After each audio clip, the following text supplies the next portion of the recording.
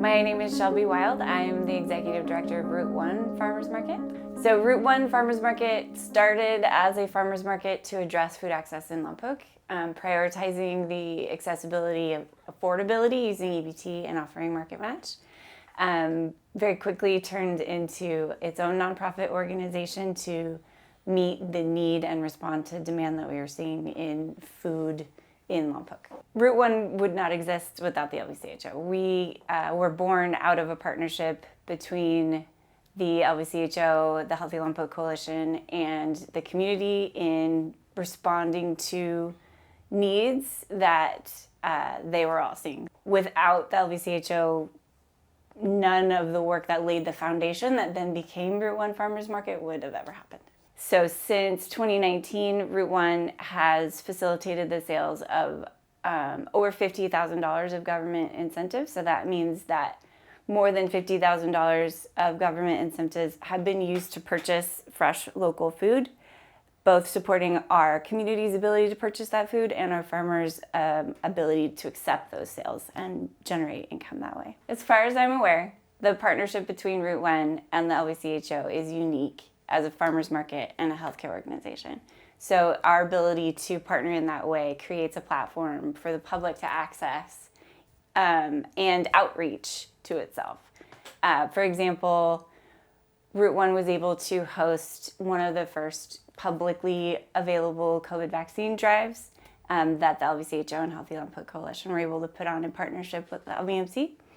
And those sorts of things are really special and can really have an impact on a small community. Maribel, Landeros. I'm a community engagement specialist with behavioral wellness. I've been working in the Lompoc Valley, serving my community for over 8 years as a promotora as well. Collaboration with LVCHO looks like maximizing resources, being able to get to a lot more people in the community. LVCHO plays the role of not only connecting the agencies, but really trying to understand the needs of the community, being actively involved in a wide range of issues around health, not just physical health, but the health of our community, our streets, healthy activities.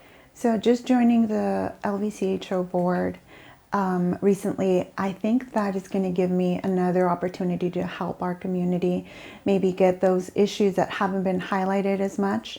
And I believe I am who I serve, so I hope to bring that information into the board as well to really consider all the different needs of the community.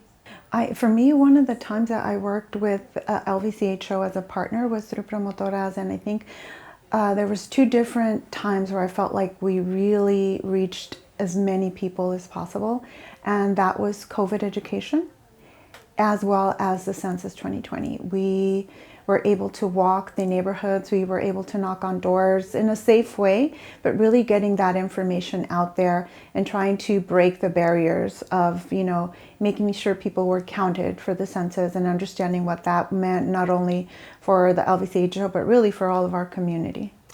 Craig Dierling, Assistant Public Works Director with the City of Lompoc. Yeah, the City of Lompoc is a full-service city, and in our Public Works Department where I work, primarily we're focused on facilitating public transportation and other infrastructure improvements. Our partnership with LVCHO has been going for 15 plus years, and we have gained over a dozen funding grants, bringing in many millions of dollars to benefit the community.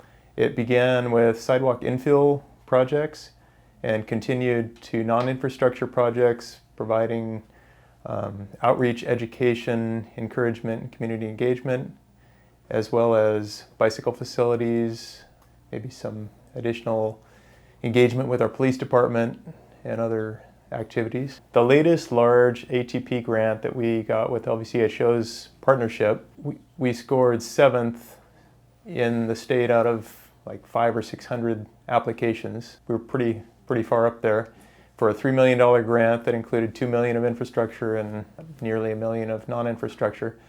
And the combination of what the city as well as LVCHO and the school district brought to benefit the community through that grant, we felt was communicated very well and profoundly to the state and among the grant reviewers. So we feel like it's a partnership that brings a lot more than each party could bring individually. So we're able to provide both the infrastructure people need to get where they're going, as well as the outreach to help them recognize that, communicate their needs more clearly to us, and have the safety resources they need to use those streets and other things safely. My name is Lisa Brabo. I'm Chief Executive Officer of Family Service Agency of Santa Barbara County. FSA provides quite a number of services in Lompoc, but what I usually do is I try to group them into two things. One is mental health counseling and support, and the other is family support, which includes parent education and basic needs. And what we try to do is just help families stabilize and have a better quality of life. LVCHO is amazing because of the thought partner, first of all, that the agency is, and then the action partner that LVCHO is. What we can do together is we can look at areas in Lompoc that could really use more resources, try to figure out strategies and funding, and then implement those strategies. Working with LVCHO has been amazing because I personally have been able to see so many things happen. There have been a lot of conversations that we've had about things happening in Lompoc and how we could positively impact them. And we have been able to impact them. One example of impact is the work with caregivers. What we've been able to do is bring visibility to the issue, resources to the issue, and increase the support that caregivers have in the community. I know that LVCHO doesn't provide direct services. In some ways, that's a gift because the focus is really on looking at what's needed and figuring out how to provide that with the existing partners in the community. LVCHO is very good with strategy, thinking through what needs to be done, and then helping us all to implement that.